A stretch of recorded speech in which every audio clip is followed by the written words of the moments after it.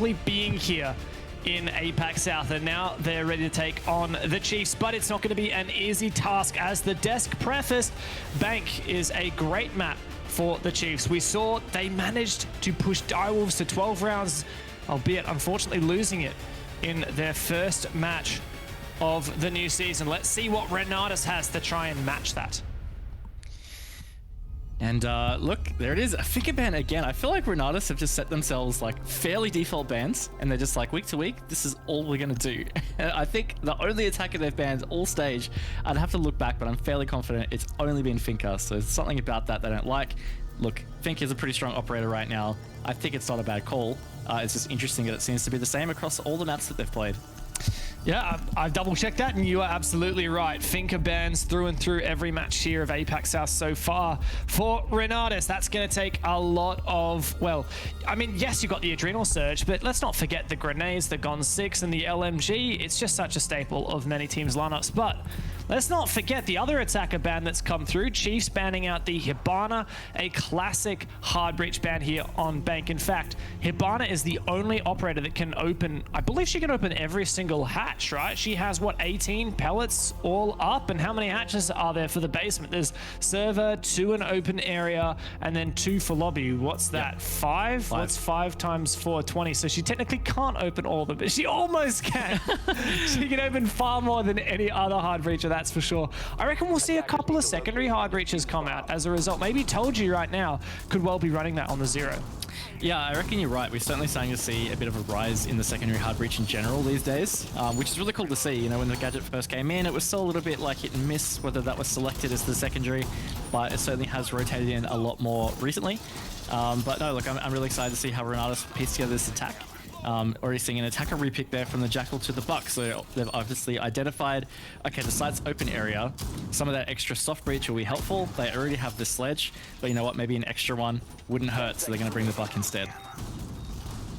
It was the first match of the day we've seen the Jackal be unbanned, but perhaps they just wanted it for the basement.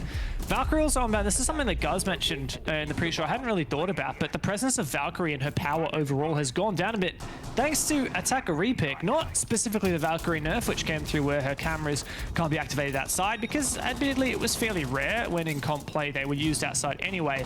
But the attacker repick means now that when you see that Valkyrie on the board, you just 6-pick to IQ and you can really target that. Despite there being no Valkyrie, we still see the IQ here ever present and will no doubt be a huge boon for Renatus in hunting down all of these electronics, particularly the bulletproof cameras and the 1Y magnets. Really like it from Renatus too. Very little hesitation getting in and getting map control. It's definitely what you like to see from a team. No matter the level, if they're coming in, getting map control nice and confidently, it's always a good sign. And through an opening engagement there, Bouncing very lucky to be alive. He's on very low HP already, and this is important control to get nonetheless. You know, vertical control on this site is really key to be flushing out the positions that are positioned around site. You know, the site for this in open area is a bit squishy to just be on directly, so teams usually spread out a bit, and so by getting this map control, it does start to segregate where the defenders can be. I feel like I'm watching the match on 2x speed, watching Renatus enter the building. Like you said, they were in hell early, and it means that they have opened up all of this vert in excellent time. And that's going to put a lot of pressure onto Chiefs, but Hermosa taking a lot of damage. That C4 from Digital, honestly, that was worthwhile in its own right. Finka ban means no heal for the attacking side. Was that hard breach charge destroyed somehow? What happened there? Yeah, you might be right. Didn't quite catch it, but certainly happened. Either way, the good thing for Renatus is these kinds of things come up so often on your attacks, right? And this is why the time management factor is so important. If you've not taken a whole lot of time just to get in and get set up to be able to do this kind of game, the dance that you have to do on an attack of opening things up, you can always recover quite swiftly, and that's what Renatus has been able to do. Coming into the last minute here, Dev, Hoven, he's pushed down into archives now, and he might be the one to find this opening frag for Renatus. It may actually be a frag that finds the opening, but despite the presence of the IQ, that magnet saves the day. However, that magnet did destroy that bulletproof camera. Boydie finds the lead-off kill. Ape goes down, and Boydie is now in the basement. down underneath that site. And now for Renatus in the final 30 seconds, they have to start actually piecing the final step together. It's one thing to get good map entry early, but it's another thing to be able to close it out and use that to your advantage. And with only 20 seconds, it's going to be a little bit tough for Renatus right here. But the plant is going down and the cover is there. Refrag from Boydie. Takes down Hoven. Now the plant still going down. Excellent cover from Tolji. A standout player for Renatus thus far. Rix is in the building using these prone holes. And now it's a tough post plant for Renatus. But Digital, he's been down. The retake, it's on from Boydie. 2v2. But as he is traded out, it's very close. So 1v1 now. Rix versus Ethan. The captains of each team go head to head. Rix, the spray. He doesn't land it. Ethan steps up for the Chiefs, and that is a narrow 1v1 to win the first round for the boys in blue. Quite a hectic first round to start this game off. I tell you what, if the rest of the rounds go like this, we're going to be in for a serious battle between these two teams. But look, that was great from both sides. We saw a really nice swift tree that we highlighted a lot from Renatus, but then it was really stalled out in that final step. But they got the plant down, and then the Chiefs facilitated a really great retake, honestly. And yeah, came down to the wire. What an action-packed round. I do hope the rest of them do play out like that. That's it, a great round for Ethan in particular. I mean, it was Boydie who had the most frags of the round, but Ethan stepped up in that one-on-one. Rix, I mean, I hate to go in, but he really, when you whiff like that, I mean, that wasn't terrible, right? But we hold these players to a very high standard. And unfortunately, a couple of missed bullets there when Ethan was ducking and weaving through the cubicles. I mean, that lost Renatus a round where they definitely could have had. Like you said, nearing the end of the round, Chiefs were probably in the advantage. Chiefs had a decent amount of map control, decent numbers on the board, but Renatus still managed to pull off and execute, and that's why it's all the more gutting that Rix couldn't close it out.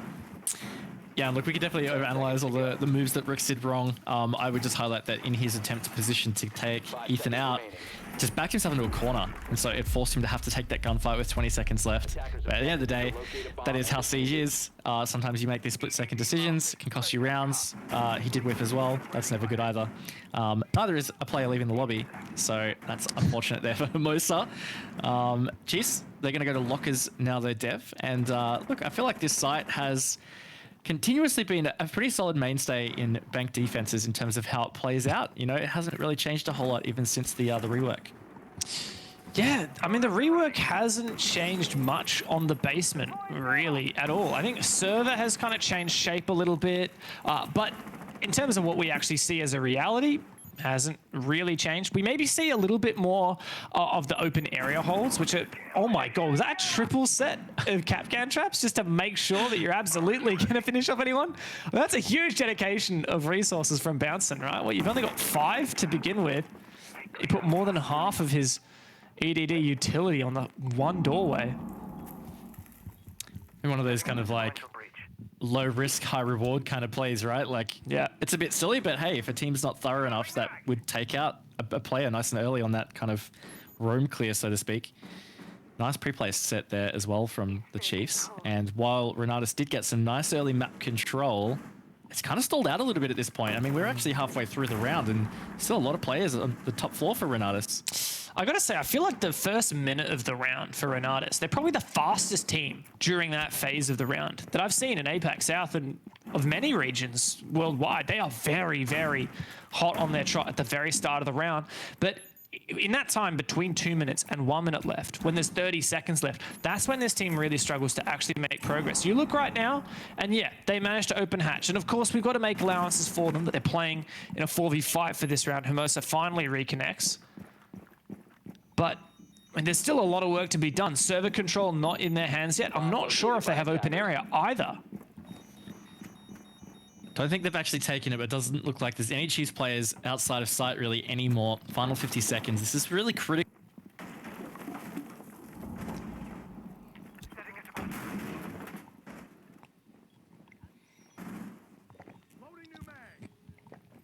The attacker's bomb diffuser has been dropped. Yeah.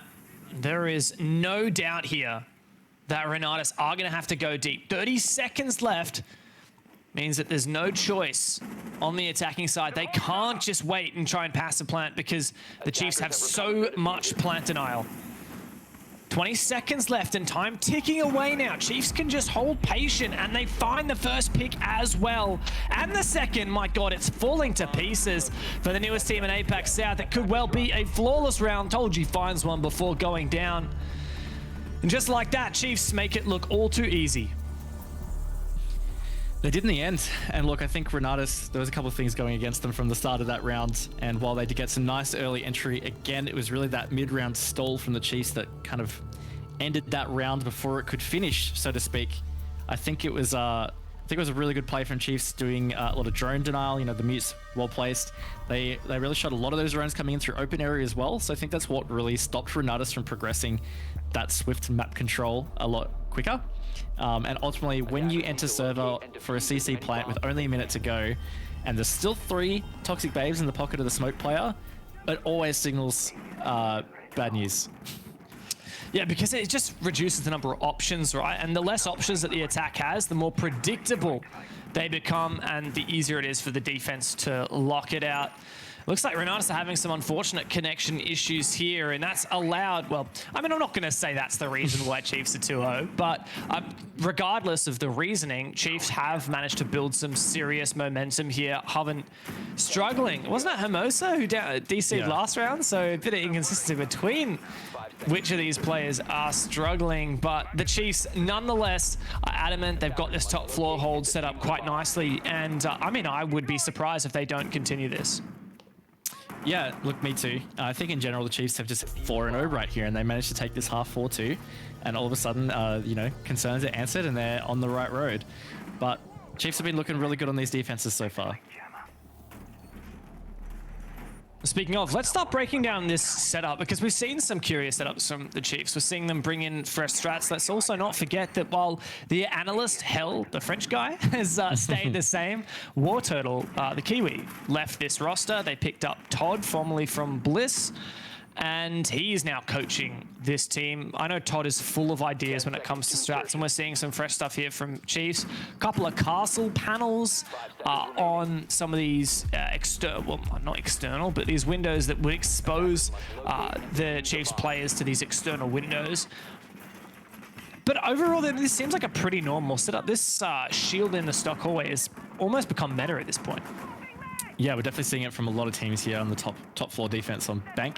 And I'd say that's kind of the thing for a lot of these Chiefs defenses. It's not like these strats are, you know, remarkable and like super different or really innovative.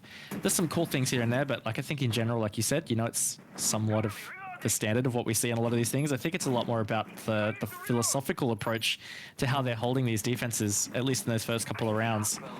So I'm curious whether they're going to be able to keep that up. It's a little bit more challenging, I'd say, on the top floor to be able to avoid some of these early contests if a team is coming at you quickly, because it's a lot more of a linear attack. Not every team will decide to go below and try and get vert. But we will see Renatus try and expose this position in the stock hallway using hard breach. And in fact, Abe manages to sneak inside. Oh, there's a red ping. He could be on for a huge impact frag here. Once the smoke subsides, it should be guns blazing for Abe. Indeed, bouncing goes down. What a play from Renatus, and a fantastic counter. That is a huge amount of time that Chiefs wanted to burn. Now down the toilet. Really like that, honestly. You know, the smoke to obviously cover his tracks getting in, but even the summer charges to cover the sound. I think it was just really well executed from Renatus, and yeah, it puts Chiefs on the back foot, and it's finally a time where they've lost an opening pick fairly early in the round. But here we see, of course, immediately after the slow reply from Renatus. Not over-investing as of yet. However, Hermosa's gone down, the Twitch player. Where was that? And in fact, Boydie's looking for one. 8 punishes that, but Manal was just a 1v1. Could have gone either way. And Ethan immediately trades it back. He's having a fantastic game. A screamer. 3 kills on for the round. Yeah, Ethan definitely had a good round, good game in general. Lots of trades in that kind of 40-45 second window has left Renatus in this 2v3 situation. Still a little bit of time on the board, but you can see Chiefs very well spread out in these positions. Digital holding down Janitor, Ethan on site, and then of course we saw Worthy still around Banana. Abe's going for a fairly late rotate here. He's going to have to be swift. Gonna assume, no, he's gonna go all the way around to meet his teammate on the square side, I guess, or place invert. This is a very late call, and it's gonna have to pay out with this frag kill. If he can nade Ethan here, it's all worth it. Huge. He does! Great from Ape. Like you said, huge. But Hoven's going to have a good one here. He's got the diffuser, and Ape is going to be so slow in pushing up. Plant's got to go down. Digital and Worthy to hold. Digital on the long line with the 1.5. But Renatus now into red time. Hoven covering, but no, he doesn't have the support as Ape's gone down, and that should be a nice easy closeout for the Chiefs. Time ticked down, and in the 2v2 they could not overcome. I couldn't, and time again, kind of really their biggest enemy there.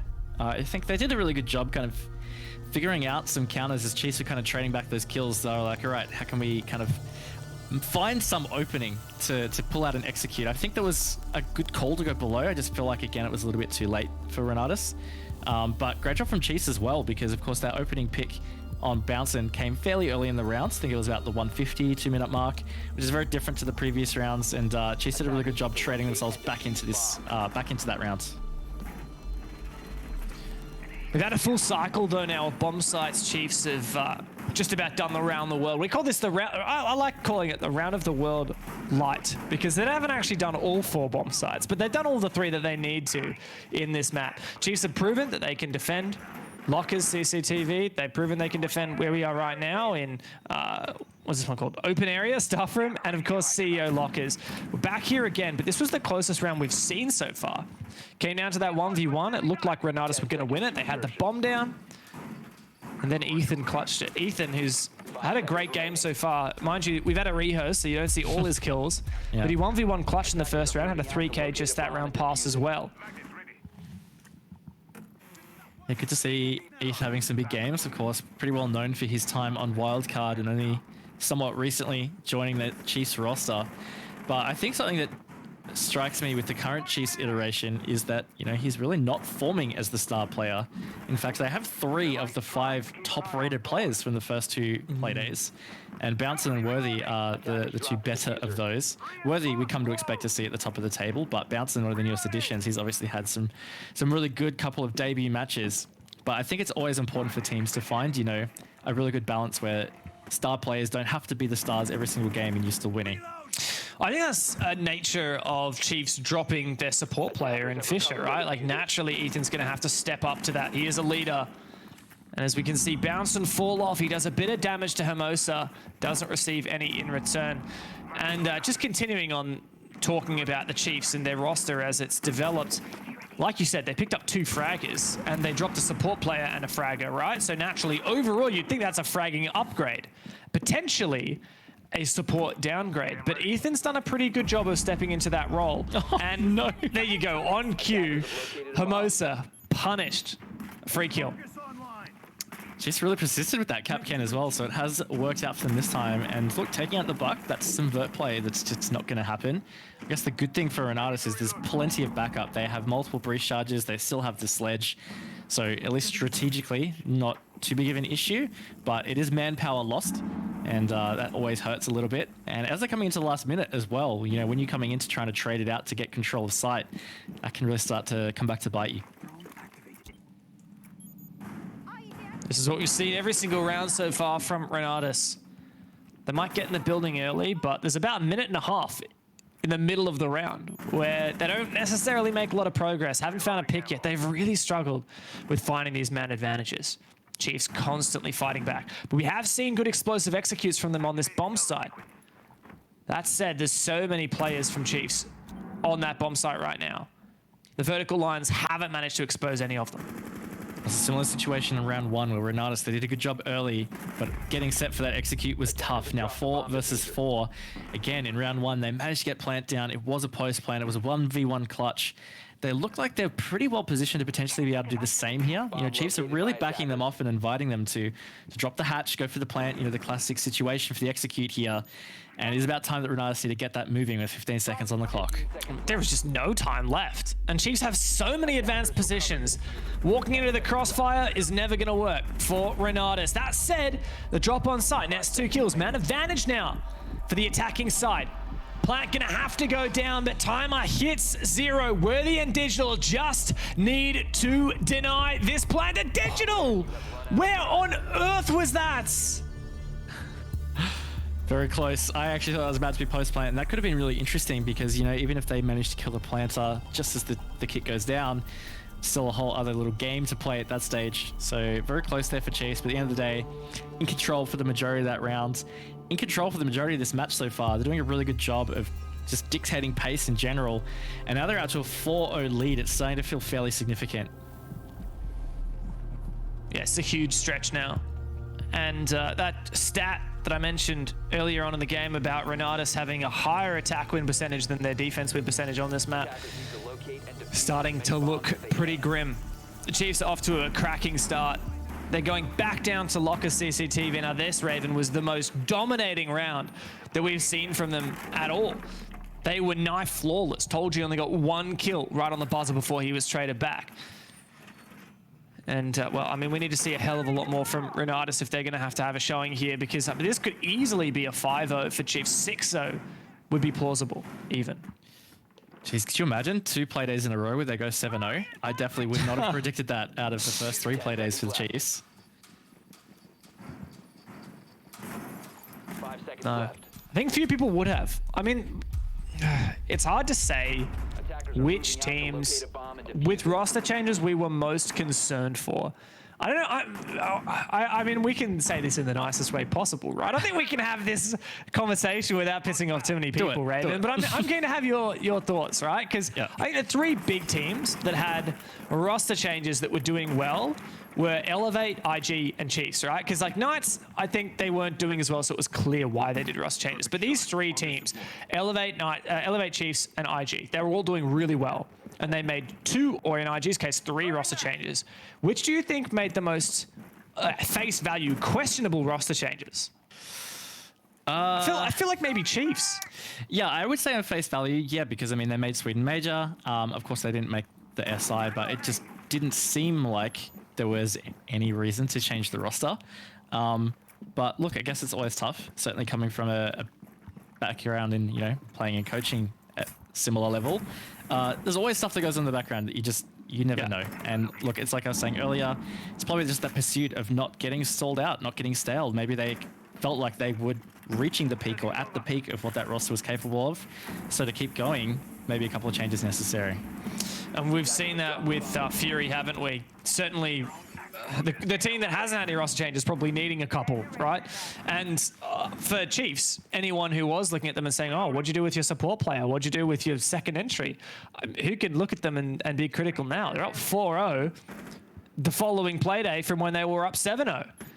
And they're not showing any signs of slowing down. This could easily be a 5-0. I think they're proving that this was a good roster change. Once again, too, they've done a really good job at just keeping Renatus at bay down to this final minute. And Renatus, while they do have some decent map control or some good map control at this stage, they really need to start progressing. And if Boydie manages to get the victory here on these gunfights in Garage, it's certainly going to be tough for Renatus. See what you could do, 8. There we go, finally!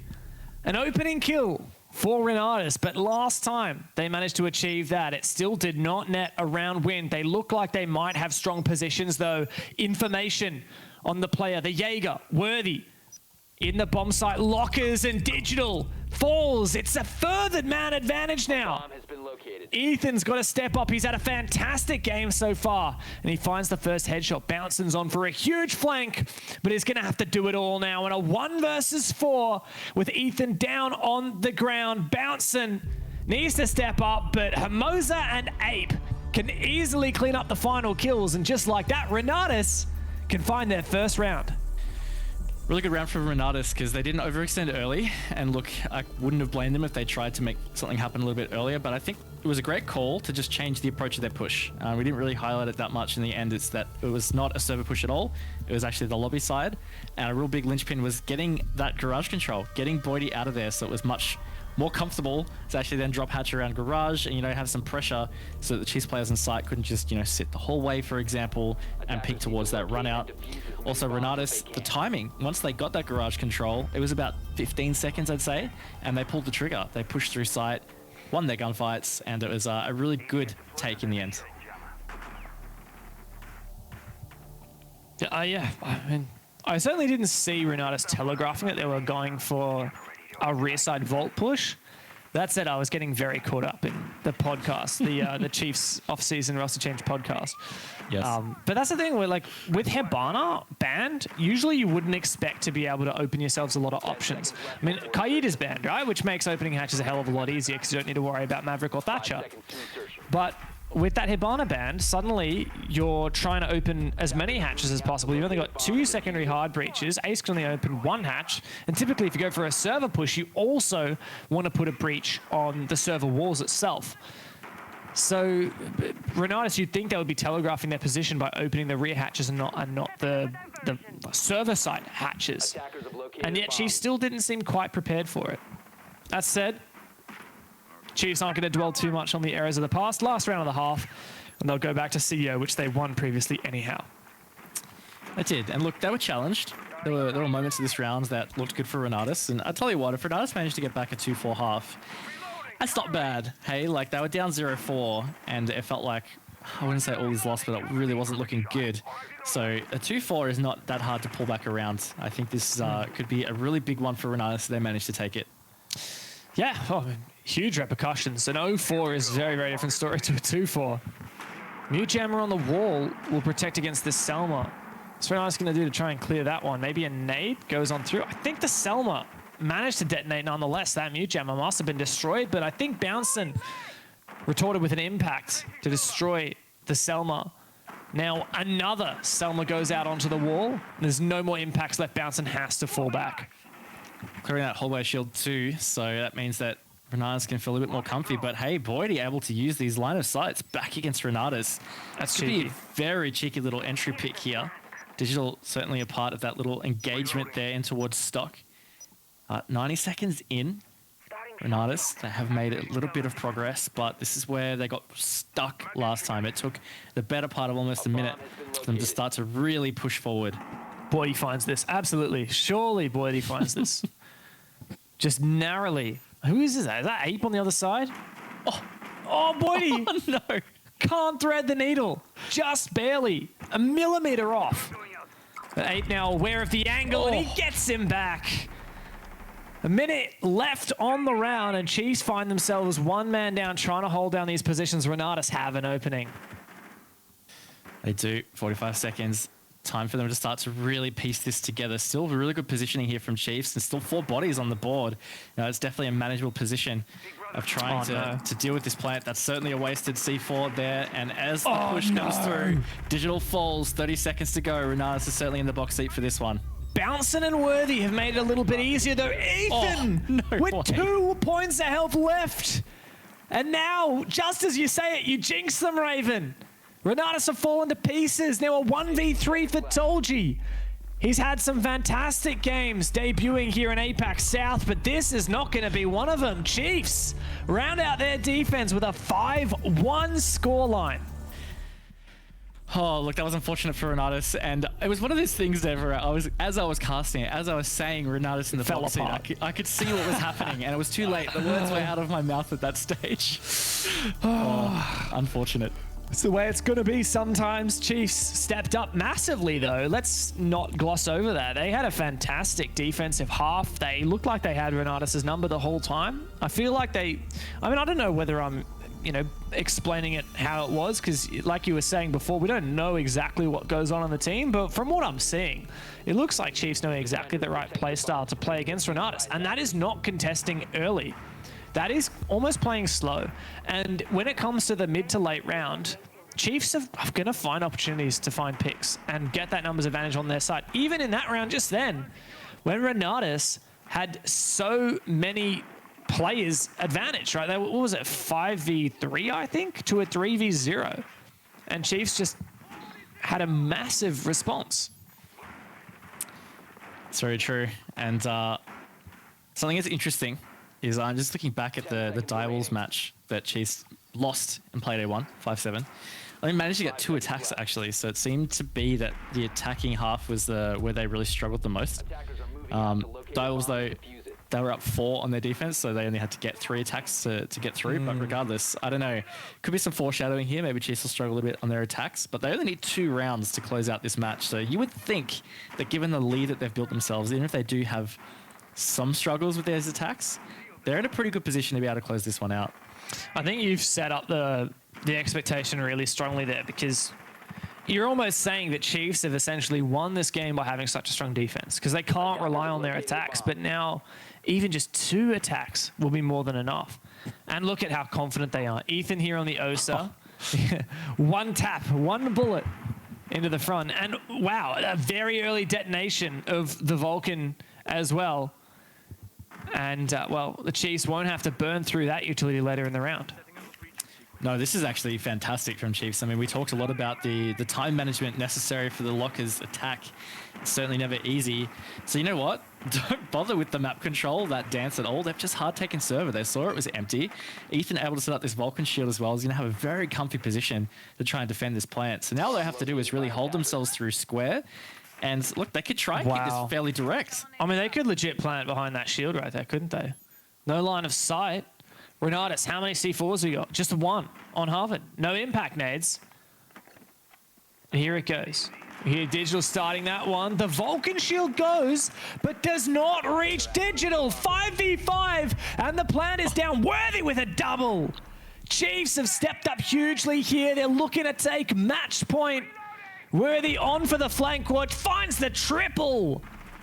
Renatus have to retake against the Osa's shields. And my God, that's going to be a tough one. Nice headshot for Rix. But now Worthy is once again powering, looming over like an eagle. He can open the side hatch as well. It just gets worse for poor Renatus. Rix on 1 HP. He doesn't last long. The Chiefs have forced a Renatus tactical timeout on match point 6-1.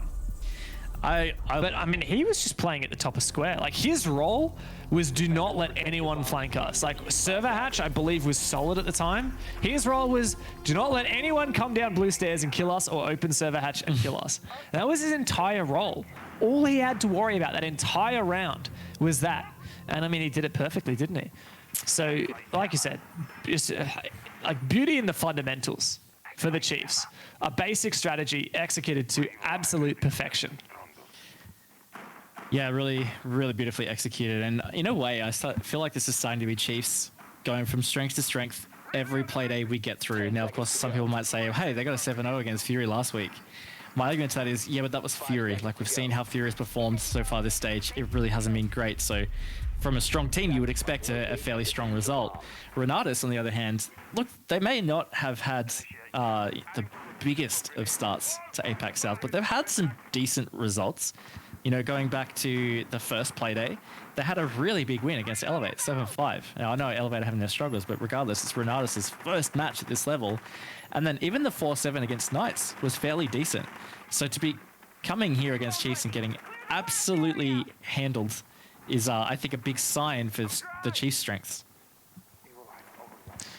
Well, I'm going to admit, I was one of the ones that had doubts in the Chiefs roster changes, and hell, I'm being proved wrong. And I will cop whatever flack I have to for that, because they look fantastic. And I mean, it couldn't be a 7-0, but it could well be a 7-1 to follow up their 7-0 from last week.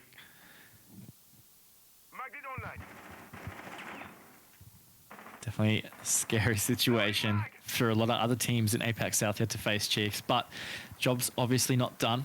They've still got this round at hand. First minute in, we haven't seen really any contests, but some really good kind of setups here from the Chiefs. Not going too quickly. I think this is just going to come down to almost a game of patience on this round, right? Who's going to be trying to push a little too far for that opening pick? That looked like Boydie might have been on for it if he held that for a little longer.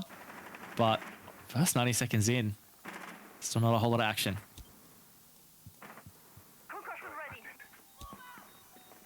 Chiefs have made excellent map control. This is the difference between these two teams. Renatus, they got in and they took this map control, but did they achieve much with it? This is where we need to see Chiefs demonstrate that they can, because they haven't yet found an opening pick. They haven't necessarily cleared a lot of positions as well, but they seem to have information. Drones must be going out alongside this vertical play. It's the combination that's the killer, and that's what Chiefs need to achieve. Spotting out the player. Worthy's got the info. Can he land the shot? Couldn't quite, and there is Hoven just rotating back to an even deeper position.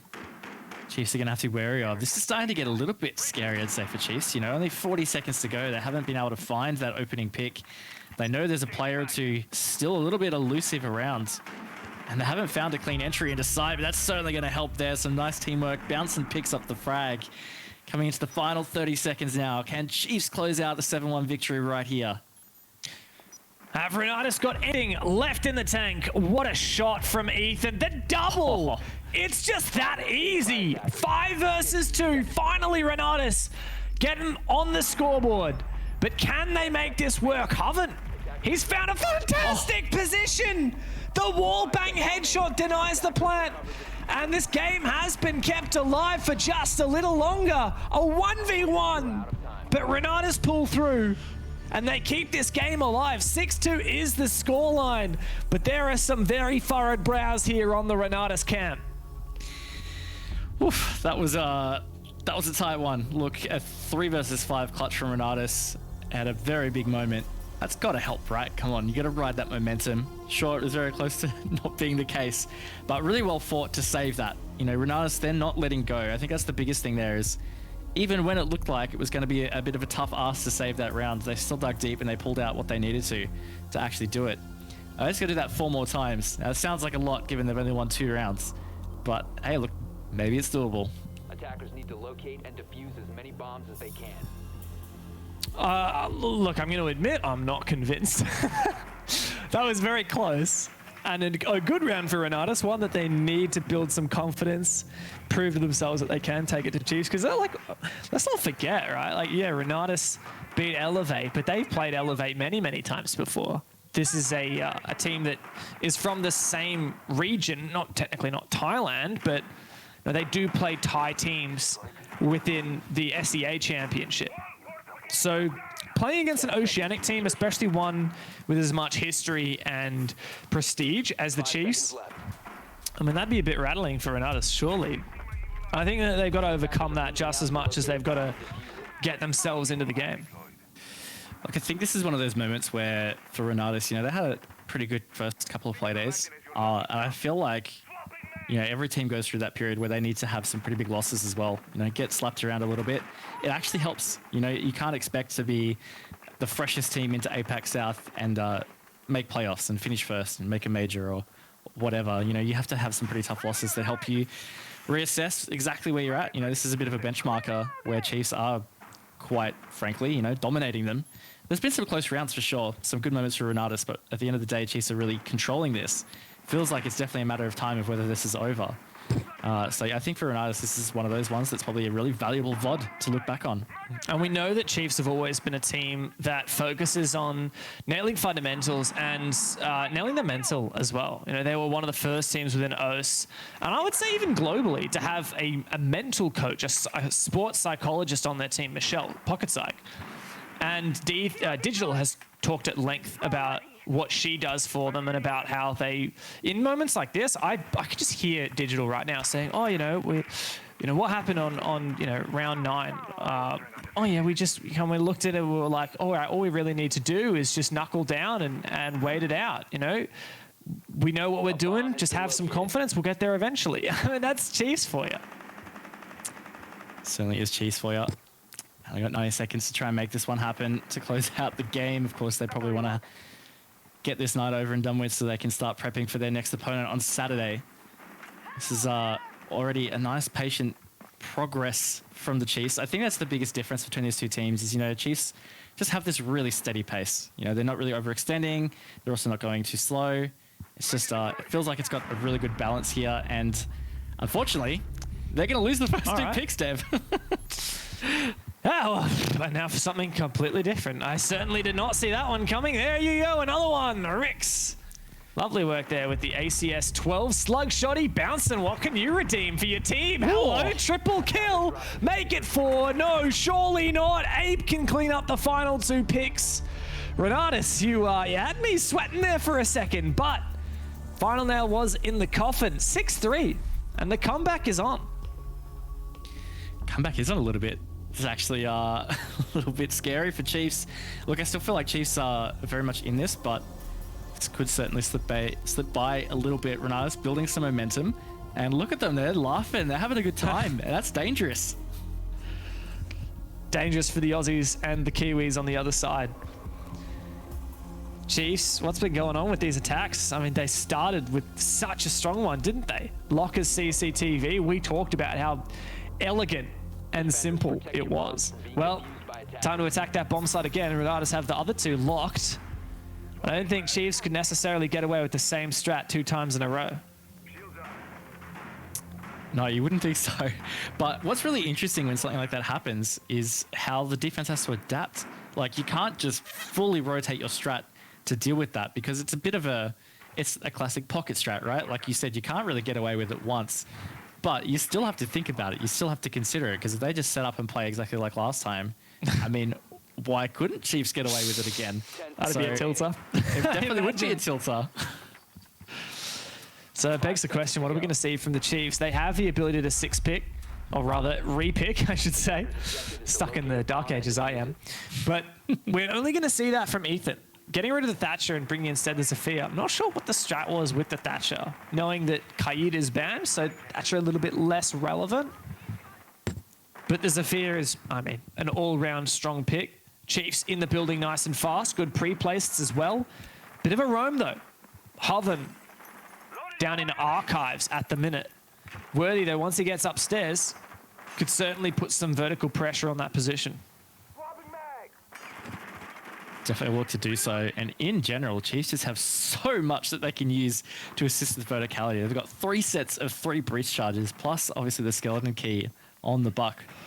And even secondary shotgun on bouncing, I would assume. So, look, I think there's a lot of verticality pressure here that the Chiefs can get. And they're already in first minute here. They can certainly get to work on that.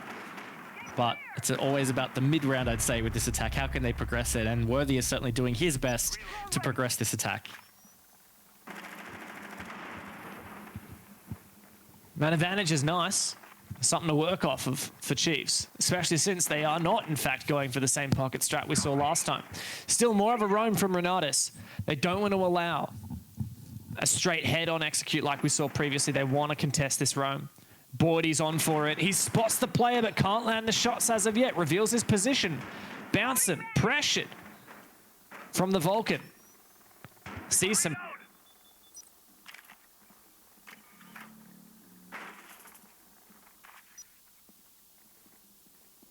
A bomb has been located. Reloading. Fresh fire going in. Definitely are. But once again, Rick's on the smoke. He's got 3 toxic babes in the pocket. And they've also got this Vulcan shield. Vulcan shield? I think I call it right. I actually can't remember if it's changed its name anymore. Anyway, regardless, there's still so much denial is my point for Renatus. And in the final minute, it's so crucial on this kind of execute on this attack. So Chiefs really have a balance here that they have to walk the line of.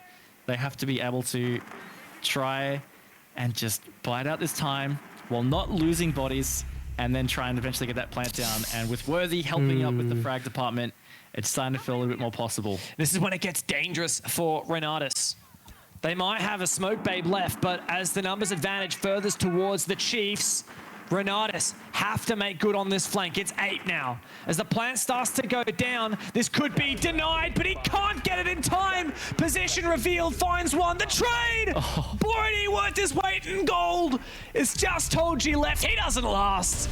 The Chiefs eventually get it done. It's not the 7-1 they were looking for, but a 7-3 is 3 points nonetheless. Digital and the boys can be proud. So a big victory for Chiefs. They've had a really big start to the stage, honestly. I mean, a bit of an anomaly, the 5-7 loss to Dire Wolves, but I think even then it was a good